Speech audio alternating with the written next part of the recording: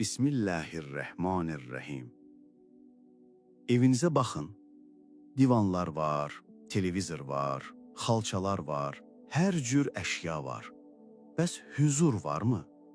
Heç olubmu ki, evə girəndə səbəbsiz yerə ürəyiniz sıxılsın?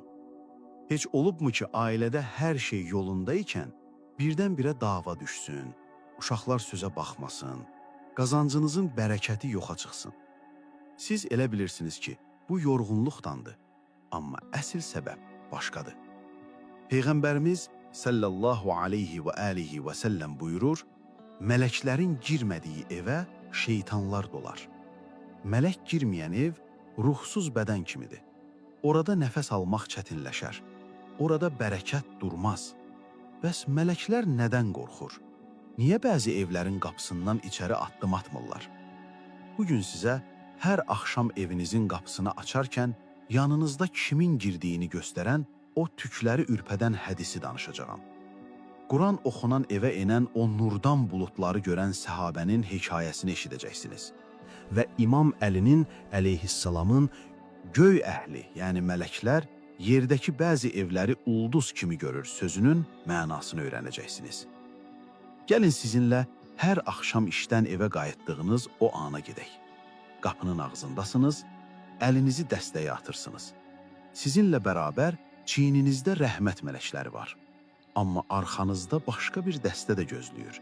Şeytan və onun köməkçiləri. O an həlledici andır.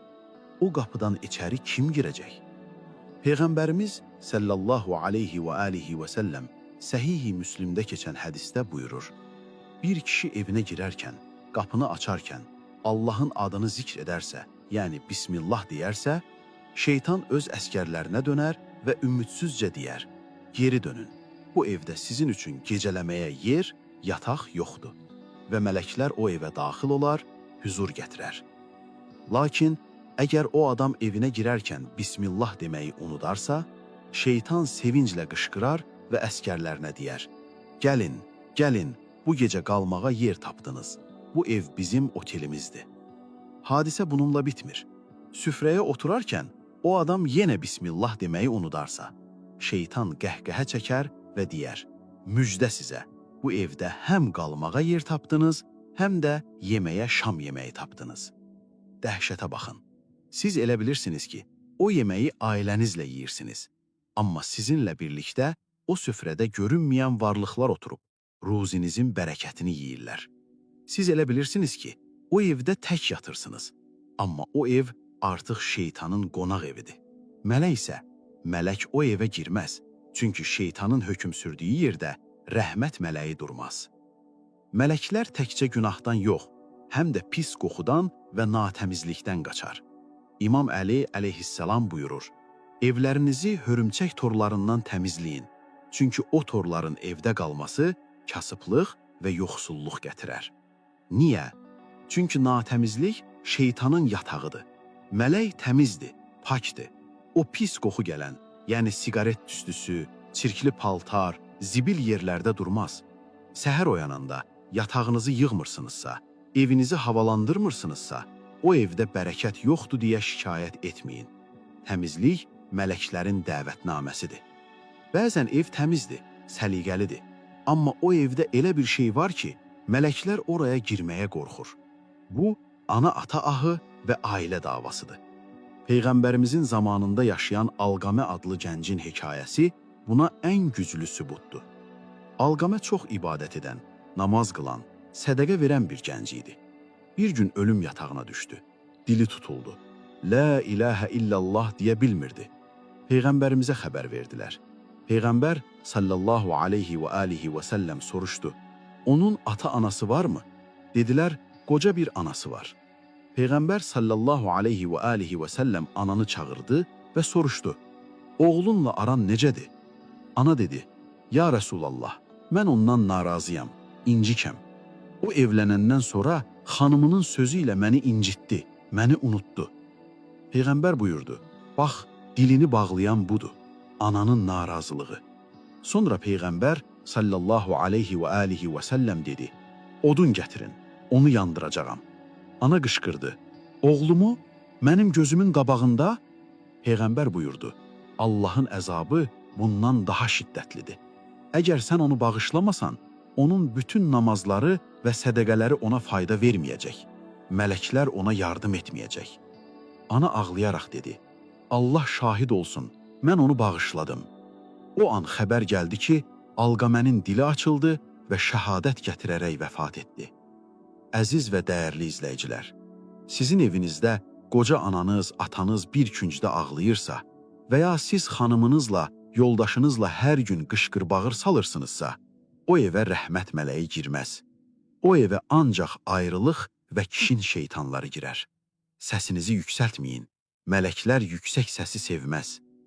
Bəs necə edək ki, evimiz mələklərin yığıldığı bir mərkəzə çevrilsin? Cavab, Quran səsi. Səhabi Useyd ibn Hudeyr radiyallahu anhu danışır. Bir gecə evimin həyətində Quran oxuyurdum, Bəqərə surəsini oxuyurdum. Atım da yanımda bağlı idi. Mən oxuduqca at şahlanırdı, çırpınırdı. Sustum, at sakitləşdi. Yenə oxudum, yenə at dəli kimi çırpındı. Oğlum Yahya atın ayaqları altında qalar deyə qorxdum və oxumağı dayandırdım. Başımı göyə qaldıranda möhtəşəm bir mənzərə gördüm. Başımın üstündə buluda bənzər bir şey var idi və onun içində qəndil kimi parıldayan yüzlərlə işıq, yəni nur var idi. O qədər gözəl idi ki, sonra o bulud göyə qalxıb getdi. Səhər Peyğəmbərimiz sallallahu aleyhi və alihi və səlləmin yanına gəldim və danışdım. Peyğəmbər sallallahu aleyhi və alihi və səlləm dedi, oxu ey Hudeyr oğlu, oxu.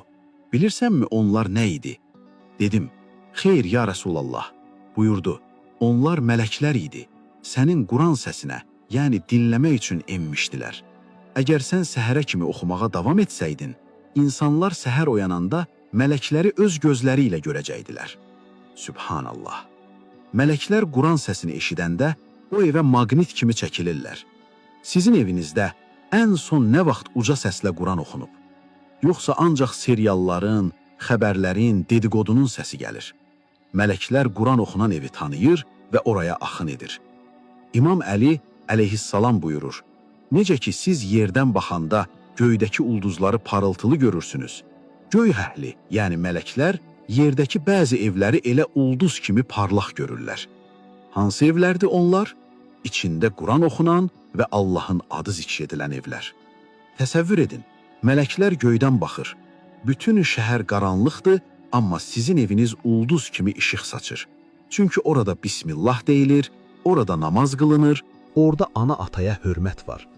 Evinizi mələklər üçün ulduza çevirin. Qaranlıq qəbirə dönməsin. İndi gəlin evimizi mələklər üçün hazırlayaq. Gözlərinizi yumun və evinizi xəyal edin. Qapıdan giriş. Xəyal edin ki, evə girirsiniz. Dilinizdə Bismillahirrahmanirrahim. Hiss edin ki, şeytan qapıdan geri qayıdır. Burada mənim yer yoxdur deyir. Səs təmizliyi. Evdəki qışqır-bağırı, pis sözləri, qeybəti dayandırın. Əvəzinə Quran səsini ucaldın.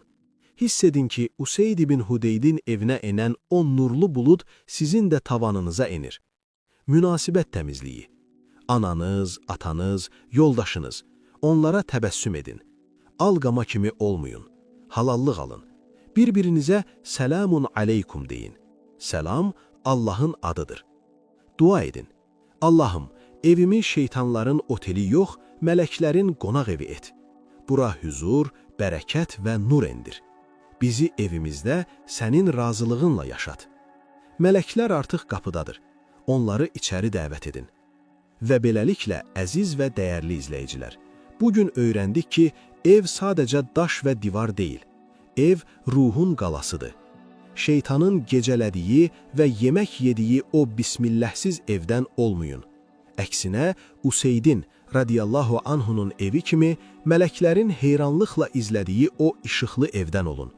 Bugündən etibarən evinizin qapısını açanda Bismillah deməyi unutmayın. O zaman görəcəksiniz ki, ailənizdəki o səbəbsiz davalar bitib, ruzinizin bərəkəti artıb və qəlbinizə huzur dolub. Əgər bu video sizin evinizin qapılarını rəhmətə açmağa vəsilə oldusa, zəhmət olmasa bəyən düyməsinə basaraq bizə dəstək olun. Kanalımıza abunə olun. və rəy bölməsində bu gün evinizi təmizləməyə niyyət edərək bunu yazın. Ya Rabbi, evimizi nurunla doldur. Eviniz şən, süfrəniz bərəkətli, qonağınız mələklər olsun. Hələlik, Allah amanında.